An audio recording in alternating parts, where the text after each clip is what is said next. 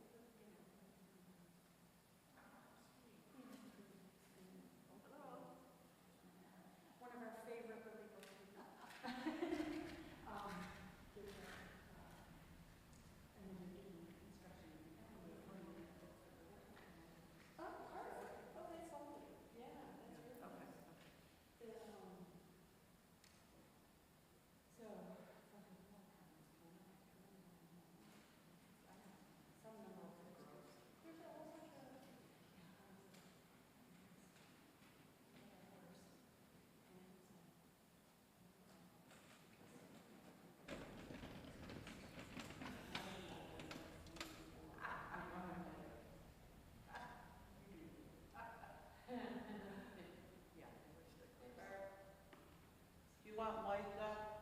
No. No, I don't think we can. It's fine. Yeah.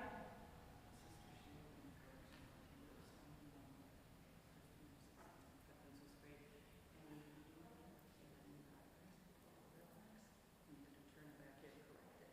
And if you vote your correction mark, your number was on board. Validation. And whose number is on board? No, it was very clear. This is, you know, it's Yes. expected.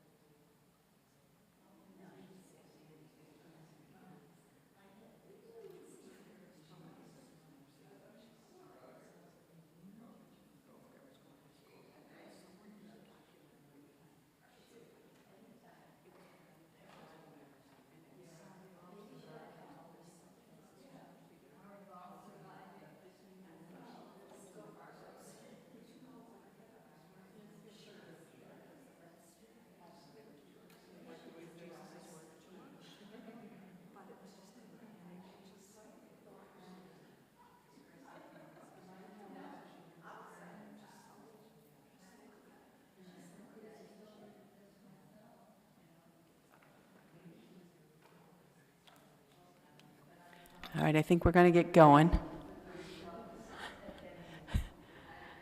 Excuse me. I think we'll get going.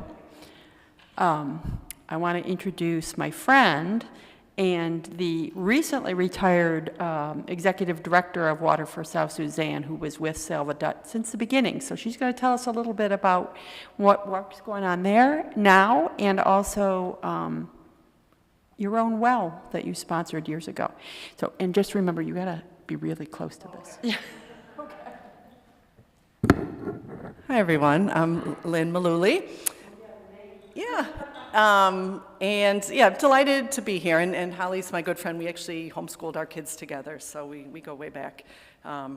And then we both had lovely careers after homeschooling our kids. Mine very, very serendipitously landed me at Water. It was Water for Sudan at the time. This is gonna be kind of off the cuff. You can ask me tons of questions, but I'll just, I've got some pictures to share, but I'll start with South Sudan. So South Sudan is still the newest country in the world. They gained their independence in 2011 from Sudan. So just to give you some context, although I'm guessing you all have a sense, but you know where Africa is, and Egypt is up at the top. Then right south of Egypt is Sudan, and then south of that is South Sudan. So when it was all one country, Sudan was the largest land mass country in Africa. This is my own opinion, but colonialism, surprise, was awful for the Sudanese people. So Great Britain and Egypt drew the boundaries of Sudan because they thought it made sense in some way, and pushed together people who never had been together. So there was a lot of conflict between the North and South. The North tended to be more Arab and Muslim, and then the South tends to be African, animist, Christian. You literally can tell the difference very boldly. Like, the people in the North look more Arab, and the people of South Sudan look very, very African, very, very dark-skinned. So there was always a lot of animosity there. I'm going to jump around a little bit. So our founder, Salva Dut, did anybody ever meet him or hear him speak? Okay. Oh, beautiful. So again, I'll have a little editorial comments as I talk here. So Salva was born in 1974 in southern Sudan. It was all one country at the time. Lived a pastoralist life. He would have been a boy that went to cattle camp. The boys took care of the cows, and the girls fetched water. So this was already true. No infrastructure in South Sudan or southern Sudan. So the girls and women have to fetch water. What does that mean? There is any water nearby is either some natural pool, river, stream, dirty, or maybe a well, but a well that they'd have to walk to. So the usual life for girls would be walking several hours a day to carry water back. And so they carry these jerry cans that are like this big, and they weigh, I don't know the poundage, but we heard once is a typical second grader, so carrying like a second grader on your head. So what is that, like 50 or 60 pounds? And then the water, even if it looks clean, is contaminated with whatever it might be contaminated with, microscopic whatever.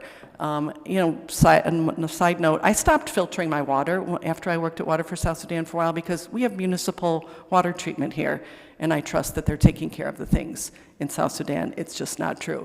And then if you might drink contaminated water and get sick, what do you need when you're sick? You need clean water. And so if you get, especially children under age 5, if you get some contaminant, which often leads to a diarrheal disease, you have diarrhea, you're losing body weight, you're dehydrated, and you need clean water, and you don't have clean water. So children, the age 5 is a metric, World Health, UNICEF use. If a child can make it to age 5, they're much more likely to make it to adulthood. So those first 5 years are so, so important. So girls walk for water.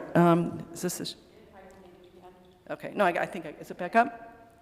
Okay, so here's a water source that we took. So these would be little kids with their buckets, and they get whatever they can. And if you've ever, if you're literally dying of thirst or you're so thirsty, you'll drink anything. So they will drink that. And then there's a girl carrying water. I think she has bare feet too. That's a whole other thing we don't even think about. If you have bare feet, you can cut yourself, that can get infected. So if the girls are walking for water, that's all they're doing, and they're not going to school. Girls are less valued in South Sudan. It's still true around the world. I'm shocked if this is still true, but they can't go to school. So they walk for water, and then they bring the water back for very most basic needs, cooking, very simple bathing, maybe a little gardening, like the mom could have a little kitchen garden to grow a few things.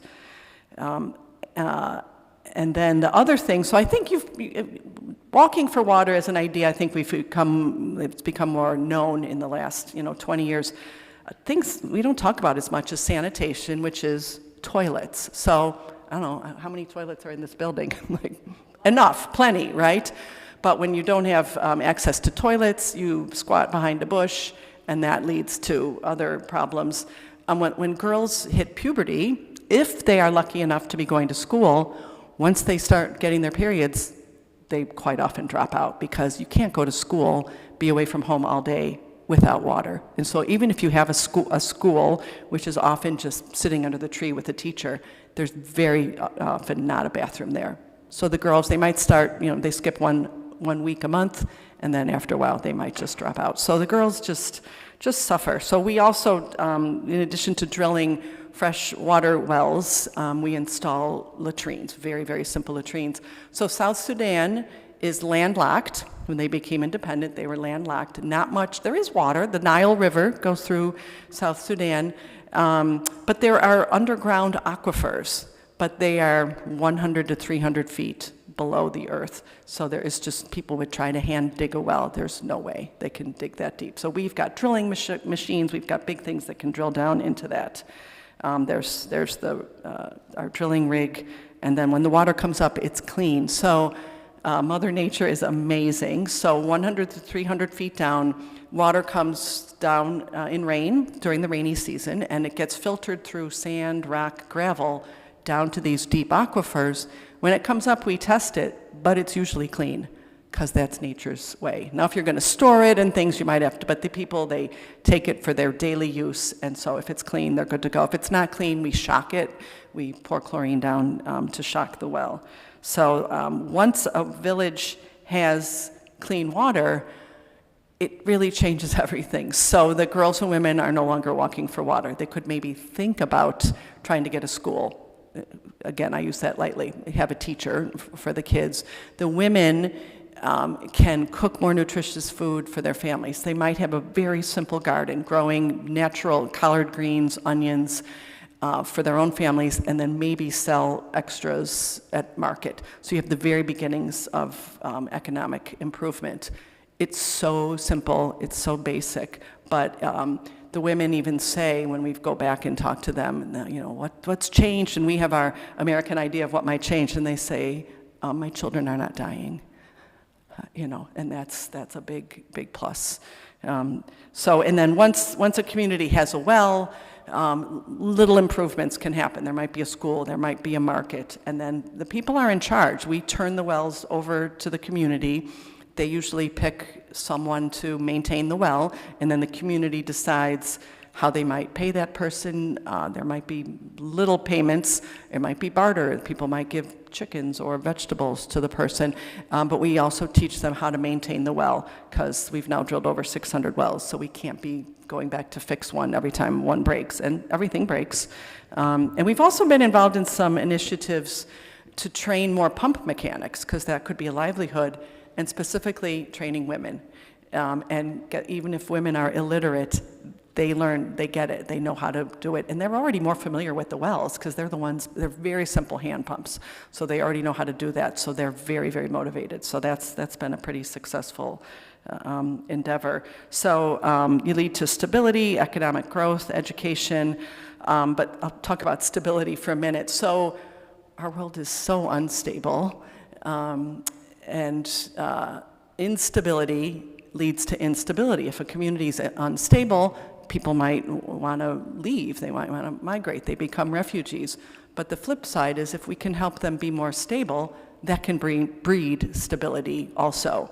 So I'll get back to Salva now, our founder. So Salva was born in 1974, was leading a very, very simple life. As he said, he was just a little naked boy in South Sudan. He had one set of clothes that he would wear to school, and then he would come home and take off the clothes and then play, because we had to keep his clothes nice. But when he was about 11 years old, the Civil War between the North and South literally came to his village. So he was in school, and it was only the boys were in school, but the teachers said they literally heard guns, they heard, I don't know if it was bombs or planes, and the teacher said run. So the kids ran, and over time, Salva was completely separated from his family, but he followed people, and they were walking east. So east of South Sudan is Ethiopia. So they were walking towards the rising sun, and they heard that there were refugee camps there. So he walked for months following other people, and then he and the many other boys became known as the Lost Boys. So you might have heard of the Lost Boys of Sudan, that Salva was among them. So they made it to Ethiopia, but lost many of the boys along the way to death by drinking contaminated water, wildlife, lions, what do you call them? Scorpions, soldiers trying to conscript them. Child soldiers was also a thing, but the ones who made it, they were called the Lost Boys, and they made it to the relative safety of a refugee camp. But Salva is so eloquent. So we think refugee camp, it sounds like, good, you've made it.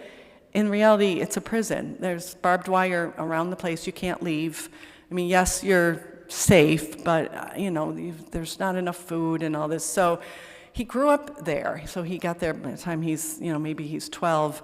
And then after like 4 to 6 years, Ethiopia devolved into its own civil war. So the boys were kicked out. So they walked from Ethiopia back into southern Sudan, and they walked to Kenya. And that was like 1,500 miles, I think. And Salva, at this point, became a leader. And so they made it to what became the Kakuma refugee camp, which I think is still the largest refugee camp in the world, but it was set up for the Lost Boys. So Salva then spent another, I think, like 4 years there. So by now he's a young man, and there were opportunities to apply for a lottery to come to the U.S. And Salva literally won the lottery, and he came to Rochester, New York. And I still get choked up when I think about this. And they went all over the country, many kind of mid-sized communities, because that they can absorb refugees. The U.S. took in 3,800 Lost Boys, but 9/11 just absolutely dropped an iron curtain on the program. So I've never been able to learn how many we were going to take in, but it was, I think, the largest single influx of planned refugees at a time, allowed refugees. So Salva's about 21 years old, lands here in February, as he tells the story, and they had tried to prepare them to come to the U.S. in what was winter, and they literally did not understand what cold meant. They gave them ice. They had no idea. He didn't know it when they were telling him you'd have to wear more clothes. That made no sense to him. What do you mean you put on more clothes? So he was freezing all the time. But he came here, and it was, I believe, Catholic Charities, and then a combination. He worked at Downtown Presbyterian Church. He also went to St. Paul's Episcopal Church on East Ave and kind of got adopted by a family, even though he was a grown man, and started his American life, learning English. He went to MCC. He worked everywhere. He worked at Pittsford Wegmans. And I really give Wegmans a shout out. They don't have to hire refugees who don't even speak English that much, but they did. And Salva won customer service awards at Pittsford Wegmans because he would always be helping people. And he assumed his family was dead, and they assumed he was dead. So he's leading his American life. This is 2001 to, 96. He got here in 96. So after a couple years, this is the sort of beginning of the internet.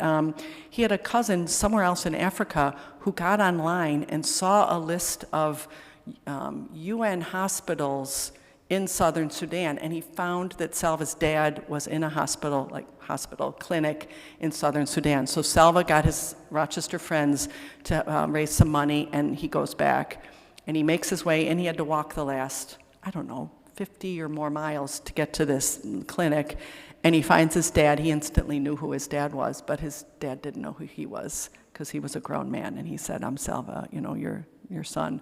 So they reunite, very emotional, and he has a glass of water. His father poured water on his head almost like a baptism, because we've been reunited. And the doctors told him, "Your father's sick from drinking waterborne disease." I think it might have been guinea worm. I don't look it up. It's an absolutely disgusting thing, but microscopic, and then the worms get inside you, and then they grow. But they said, your father will die if he keeps drinking dirty water. So Salva thought, well, I've got these friends back in Rochester. I bet we could drill a well for my dad's village. And his mom was also still alive. So he came back, and long story short, they decided to start a nonprofit. So it's a Rochester story.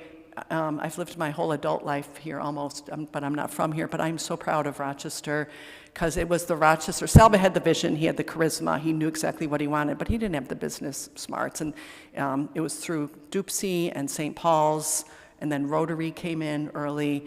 And so they got a business plan together. They got the 501c3 status. And it's funny because they actually say they didn't have a long-range plan, like how many wells, we'll just start drilling wells. So they contracted for the first couple years. Then they said, well, if we buy a rig and we contract a driller, then we could do more. So they've now drilled over 600 wells, just freshwater wells that are all still working. And then they've also moved into water storage systems, which is even more sustainable because you drill, it's the same drilling process, but you put a submersible pump down, it's solar powered, and there's not the wear and tear on the pump, that the handle, actually that's one of the first things that breaks. And then if you have a tank, you can run pipes off, so a water tank could run a pipe to the school, the marketplace, the clinic, maybe one for animals, and so it's just, it can serve more people. So that's brilliant. They have a full, everything there is local. Our staff here, our staff, I still say, is 6 or 7 people, so pretty tiny, all in Rochester, New York, but we have supporters around the world. And I actually brought 2 copies of this book, one for the sisters and one for Lillybrook, right? So I don't know if any of you are familiar with A Long Walk to Water. So not only did Salva land here, which was beautiful and all that, he meets Linda Sue Park, who wrote this book.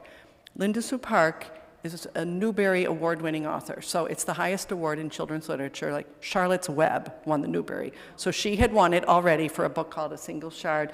And then she meets Salva because her husband was a reporter for AP.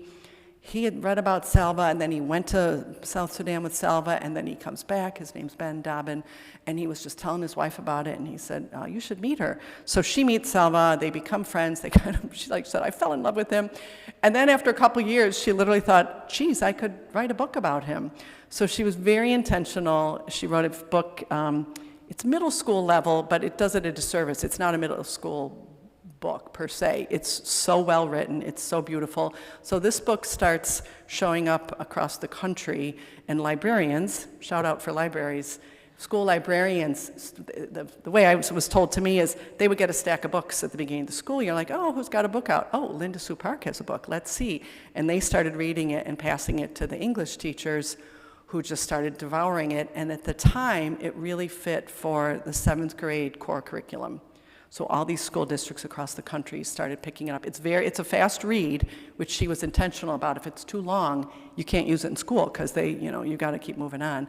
So kids started reading it, and then as their teachers would say, they would finish the book, look up and say, how do we help Salva? Because it's his story. And as of when I left last year, about 30% of our all-time fundraising comes from schools who fundraise for us. So we have many, many, many small donors. The Sisters of St. Joseph, I think, sponsored at least 2 wells. We have, here's just a little impact. So we've drilled over 660 wells. We have a rehabilitation team. Even though we train people how to take care of wells, we also will go back and fix wells because we've got the equipment. And we do hygiene training everywhere where we put in a well, because if you have clean water, and then your hands are dirty when you go to use the water, you're negating the whole thing. So literally, how to wash hands, how germs are spread, brushing teeth, clipping nails. My mom famously used to call little kids' fingernails germ catchers, but cleaning your nails is a super way to stay healthier. Toilet facilities, we've constructed 35. They're more complicated and more expensive, but still. And then 12 water storage units. So we keep going on. Luckily, we never had USAID funding. Good news, bad news, but given the current state, with many, many smaller and mid-sized donors, that did not impact us. This was our first latrine, and I visited this. I might have even taken that picture. You wouldn't know it's a latrine. It doesn't smell like a latrine. There's a latrine committee at the school, and the kids help keep it clean because they are so proud to have a latrine at their school, and the girls especially. It's all the difference in the world. I think that's it on the pictures. Oh, sorry, there's pictures of your well. So let me see if I can pull this up. So the word we got, so this is the well that the Sisters of St. Joseph sponsored, and that it's still functioning. And that is the community. I mean, this is your well. We literally stamp the name on the well. They're all numbered, so we know which one it is. How do I? Oh, is it? Do I have to click on each one? Yeah. Okay. Oh, I did. There it is. Okay. So this would be some of the hygiene training. So a village elder would be a chief, would pick 7 or 8 community members to take the hygiene training, and then it's a train-the-trainer approach. They are tasked with, you're going to then share this with your community. And then here's the women, and life is just so hard. I have 3 children, so does Holly, and it's a mom, you use so much water. I can't even fathom how these women manage without water. And look at them, they smile, they laugh, and they're so grateful for this help. And that's the cement platform. If you can see around the well head, it says Sisters of St. Joseph. You see that? Yeah. So part of our sustainability is we drill deep, and we don't want to contaminate the aquifer. If we're sloppy, there's a lot of animals that want to access the water. Like if waste falls down into that hole, you're gonna ruin the aquifer. So we fill it with cement and bentonite and gravel, and then put a cement platform around it to seal it. And then we run a trough off of it, because there's natural runoff as you're pumping, and that water trickles down to a pool for animals. Because we learned the hard way before we did that, animals literally can sense the water, the cows and the goats, and they'd be trampling up to the well to get water. So then we created the little pools for them. So that helps everything stay in working order. I guess maybe that's the end of the pictures. But another piece of our sustainability is we hire all local people. So it's all South Sudanese who are working for us in South Sudan. Those early years we had to contract with drillers, but education level is very low in South Sudan. So we kind of take people where they are, and if they show aptitude, we can train them. You don't have to have even maybe be literate to operate a drilling machine. If you're a good mechanical person, you can be shown what to do. And we're also super proud that a lot of women like to work for us, and they're employed as cooks. There aren't restaurants, so we have to cook for our teams when they're out in the field. And then we have in our compound, which has our office buildings and some people live there, there's cleaners. And it's a good, decent job for women, and they're so proud. They love to wear their uniforms. And that's just a leg up. And people don't have to stay with us forever. They can go on to other places. So that's another way that we actually help improve things where we are. Progress is slow, but again, if you can get children, especially girls, through maybe even 5th or 6th grade, delay marriage a little bit, delay childbearing, the ripples will just go on. And I was actually looking up the political situation today. I haven't been paying as close attention, so you might know that Sudan to the north has been in civil war for several years now. It's horrific. The world, it's got other problems. They don't pay too much attention. Refugees from Sudan are coming into South Sudan, which is, you can't even imagine. South Sudan has nothing but for people escaping war. They literally will come with the clothes on their back. So it's just tough. There aren't easy answers, but when we can help one village at a time, and we're working quite remote areas too, which actually is probably good news for people. If you're pretty remote, the marauding armies probably aren't going to be coming by. But it's what we can do. We don't do schools, we don't do clinics, but once there's water, those things can come in. So yeah, we improve health. We make people's lives a little bit easier, and it's one. one community, one school, one church at a time, helping us do our work. It's a really beautiful story. I'm so proud of the work we've done, and it was all from Rochester and the Salvador. This random guy, like he can't believe he's a rock star among middle school students. They love him so much because his story it's really hard, but it's all true in the book. But he just persevered. It's a story of hope. And also, I think I know the audience I'm talking to.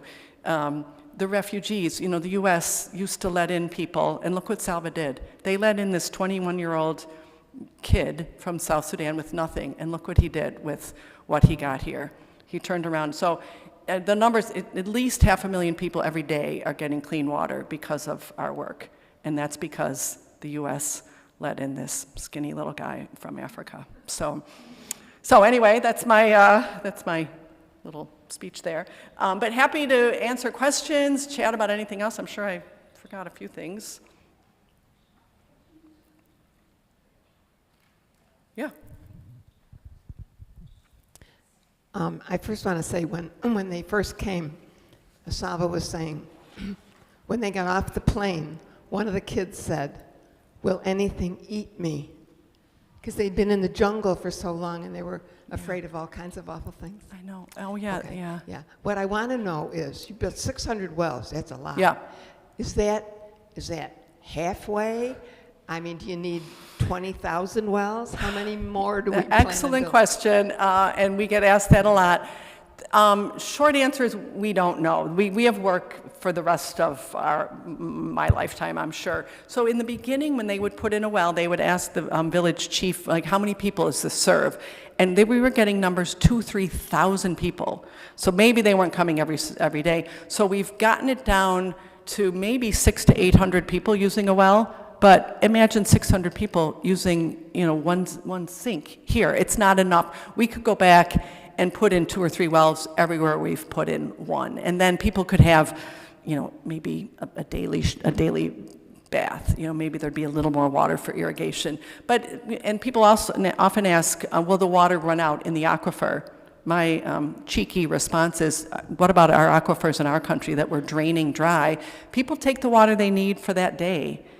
And so anyway, maybe they could do a little bit, I won't even call it large-scale farming, maybe they could have a little bit bigger gardens. But as long as the rains continue, which climate change is real, things are changing in South Sudan, so we just hope that continues, because nature was providing us with everything we needed. But there's still a lot more to do. And maybe someone's walking a mile now to a well, so if we could put one in, at half a mile, so yeah. Thank you.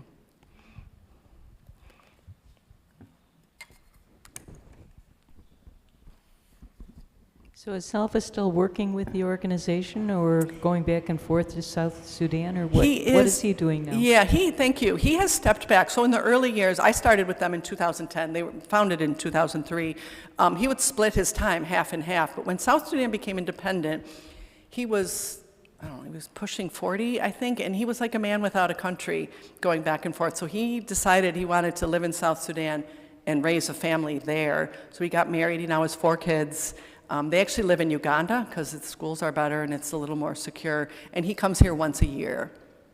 But he has pulled back. He used to manage absolutely everything, and that was too much. So we've brought up other people. So he serves as a strategic advisor for both there and for our board here. Thank you.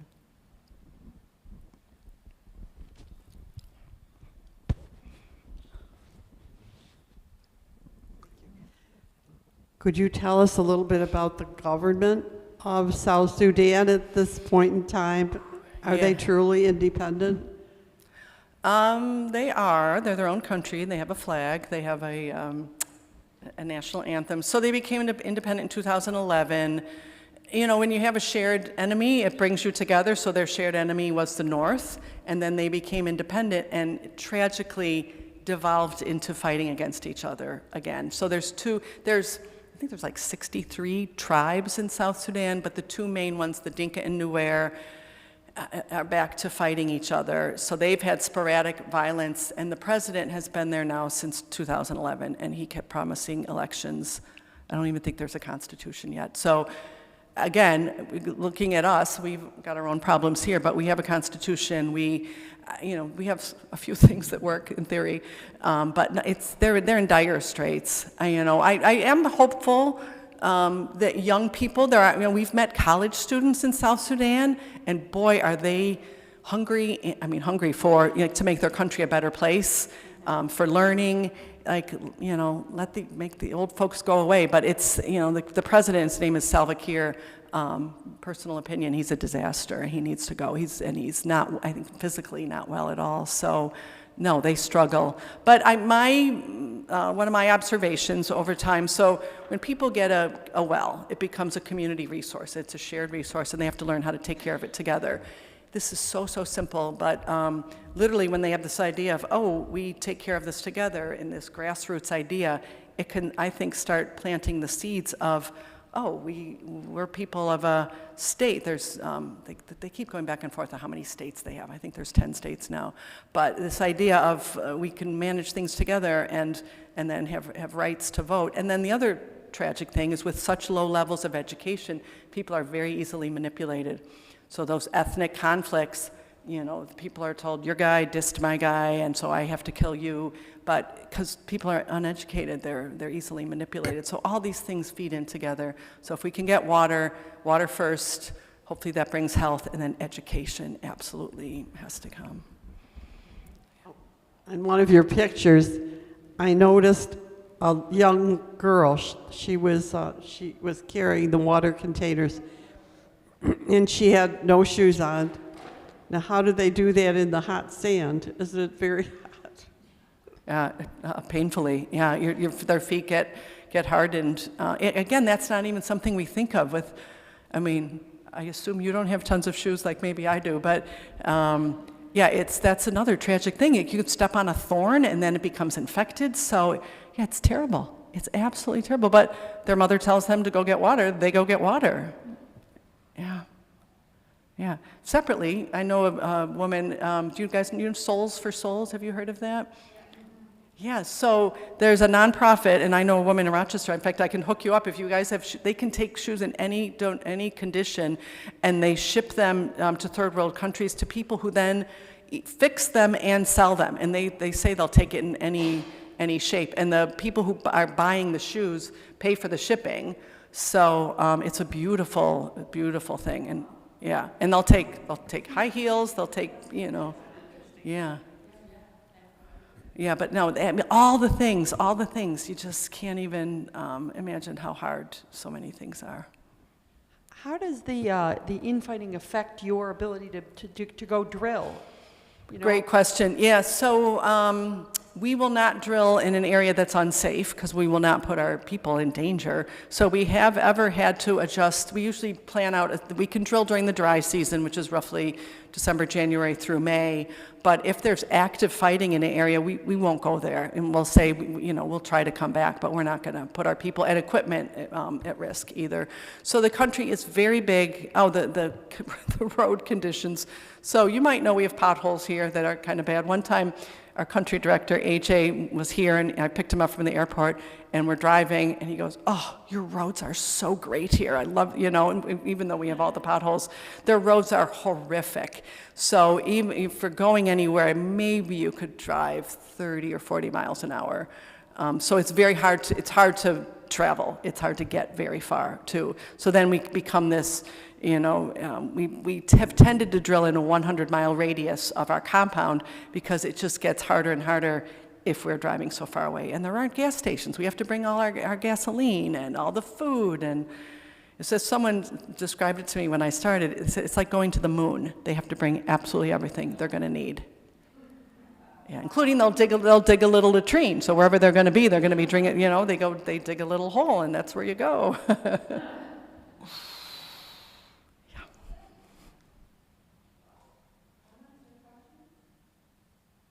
So I highly recommend this book. It's a dual narrative. So Linda Sue Park had access to kind of a memoir from Salva. So starting his journey from when the war started, and then every other chapter is a fictionalized account of a young girl who's walking for water and whose village is going to get a well, and it just goes back and forth. But it's really well done, so I hope you might have a chance. And then we have a website, waterforsouthsudan.org, if you want to look up more, and there's video, and there's other videos on YouTube. But I'm so proud of what they've done. It's a real success story, and again, personal opinion, I'm sad and mad at what happened at USAID, but I don't disagree. Maybe money wasn't always spent in the absolute perfect way, but with Water for South Sudan, the money comes in. Of course, we have administration costs here, and then we send it to our team in South Sudan. There's not a middleman. The money goes right in. So it's a pretty workable, sustainable enterprise. Is it one compound,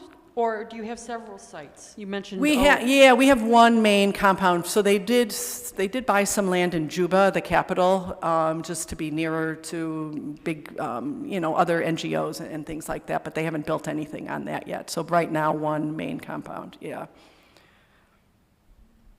Yeah, but I'll just share Tula. I got to go 3 times, and the first time I was there. So we have very simple. There's actually handmade bricks. That's a business over there. You take mud, clay, and you turn it into bricks, and you build your little buildings, and then you plaster over it, that's similar to the latrine there. So because we have drilling rigs and we have Jeeps and those kind of vehicles, there's a wall around us because it's valuable stuff, and there's even barbed wire around it. But one time I was there, and there's people live right on the other side of the wall because when they started the compound, they drilled a well for the community, and so people kind of started gathering. And one day I was there, and I heard kids playing on the other side of the wall, and they weren't speaking English, but I thought I could be at home in my backyard, and it could be like neighborhood kids, because they were yelling and laughing and screaming and that sing-songy. So kids are kids all over the world. And 2 of my times I was there was a full moon, and I'd be up in the night walking to the latrine at our compound and just thinking about, like, we're all under one moon, we're all under one sun, we're all human beings. And the thought that, I often use my cell phone as an example, like, we have these, and they don't have water, and they don't have toilets. Like, what's wrong with us, And the girls aren't going to school. So it's a big problem. We're not fixing it tomorrow, but we do what we can a little bit at a time.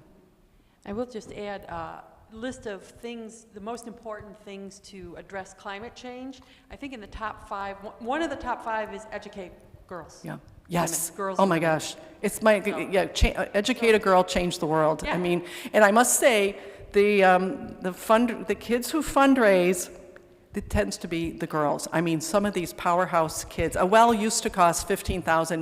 Now we say $20,000, and there'd be these girls, usually 7th grade, and they would tell their teachers, we're going to raise $15,000, and the teachers would go, yeah, okay, right, and they would. I mean, these girls would be that age. I don't know if you remember. I kind of remember, like, something is wrong in the world, and I can do something about it. Yeah, that your hands on your hips. And then the other beautiful thing. So in my time there, pretty quickly, obviously, I understand how we change lives over there. But this book and the students who fundraise, and that they would sponsor a well, so they get their school name on the well. And then the pride that they experience, and these girls mostly, I saw a problem, I did something about it, and I made a difference. So I do not doubt that we will see girls in another 20 or 30 years, change makers in the world, and they'll say, what made you start? And they'll say, in 7th grade, I read a book. I cannot say that highly enough. So go girls, right? Yeah. Do you know Cooch at all? Cooch? The community? No. Cooch is a man from South Sudan. Oh. Yeah, and he goes over and builds schools. Yeah, it's beautiful. And there's also building mines in South Sudan. Has been based out of here. Sebastian and his cousin Mathan. Absolutely beautiful work. And we just we stay focused, so we don't have mission creep and things. But there will not be a school until there's water. And quite often a school is, we saw these, a school under a tree. Like, they don't need a building, or the building is a thatched hut or like a lean-to almost. And the kids are writing in the dirt. They're sitting on rocks for their desks, but they want to learn, And when you think of, I can remember like not wanting to go to school, but they're so excited to learn. It's, so. All right, last chance. All right, well, thank you so much, Yeah. Lynn. That was Oh, fantastic. thank you for having me. I love talking about this. Yeah, thanks so much.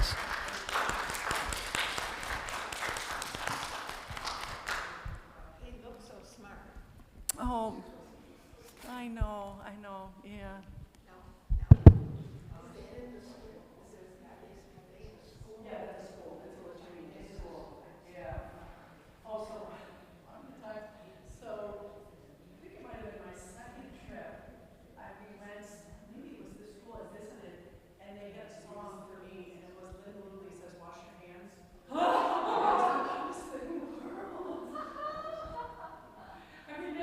But let me also, I'll share another,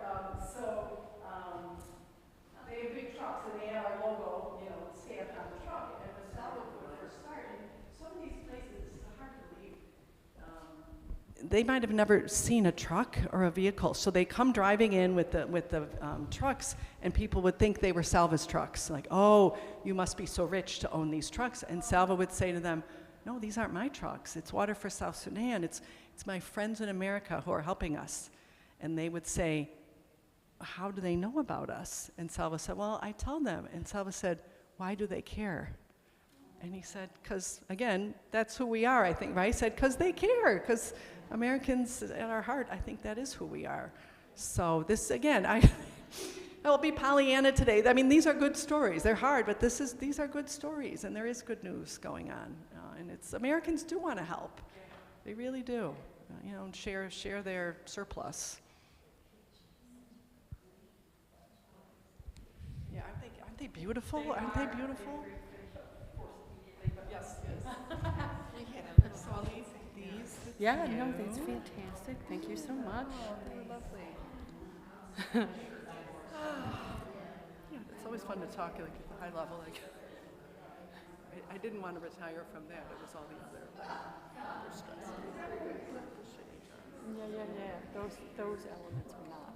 That's not where the heart is. You can do the heart. I know, exactly. And you have to do that to do the heart work, but nevertheless. Yeah, but it was always good over all the years, because I'd get bogged down in like what wasn't working, like just take a step back. Yeah. So look at this. Look at those kids.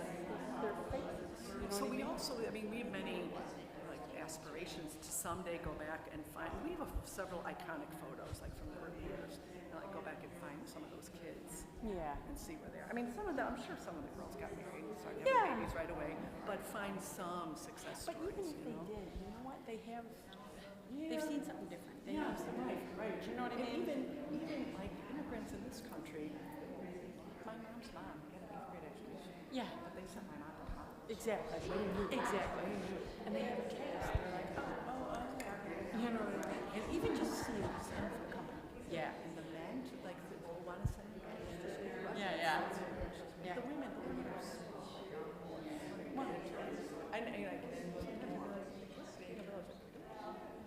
Yeah. What do they do? I get it. But also, I think this is my personal thing. But when you take I want to know if it's you like there's such a deep room. So of course they go drink. Yeah. Yeah. But the women, once a woman has a child, Right. for the most part, that's her. We are gonna do You know what something. you Oh, have to do. absolutely. Yeah. No. And they're so. Oh, thank you for coming. Yeah. Yeah, and the women entrepreneurs, they'll set like a tea shop, which is like a tent, and she heats hot water and makes tea. But Is it like deserty? Yes, but it's not. But there's trees. There's trees. I think I've seen them. So Yeah. one of the ways that they find, like where we drill, they'll look for Where- live trees. Yeah. So and then there is I was mostly there, one time I went during the rainy season. The dry season is very dusty and everything. But when it's raining, things green up, and there's little bushes. Yeah. So it's not absolute desert. And mostly they do cattle. Like that's their. Cattle, but it's also fencing.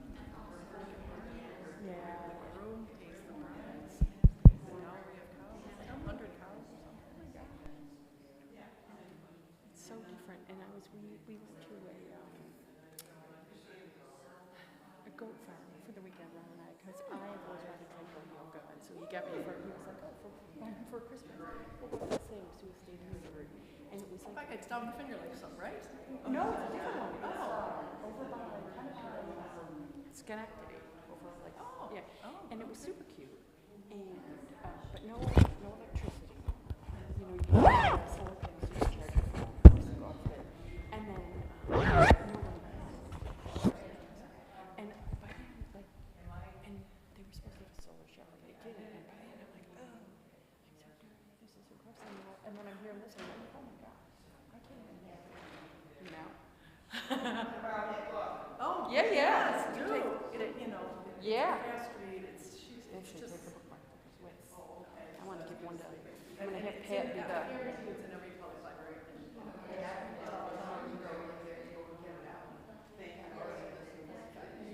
well, it's an older book now. Yeah, go ahead and take that if you want. Okay. Thank you for sharing. Oh, sure, thanks for your questions. Thanks for coming. Yeah, I was there 15 years, and my daughter now has 2 kids in Colorado, so it was all things converged for me to retire, which is fine. But I just love it so much. I'm so proud of what we've done. Thank you. Sure. Of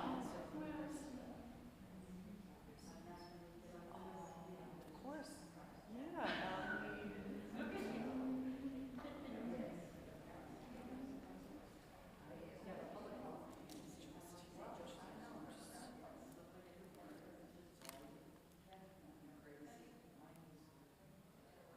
Actually, my name is my email. I'll just do that. So it's lynn.malooly at gmail.com. And then I'll just give you my phone if you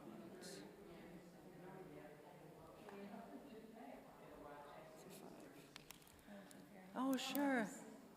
Yeah, there is good news in the world, you know, and tons of bad. Yeah, I know. Oh, I'll tell you, I learned so much from the guys that in life, everything is hard. Everything is hard. And no matter what happens, almost no matter, they would call me up and be like, Lynn, like the truck broke down. And I'd be like, oh no. And they go, it's okay.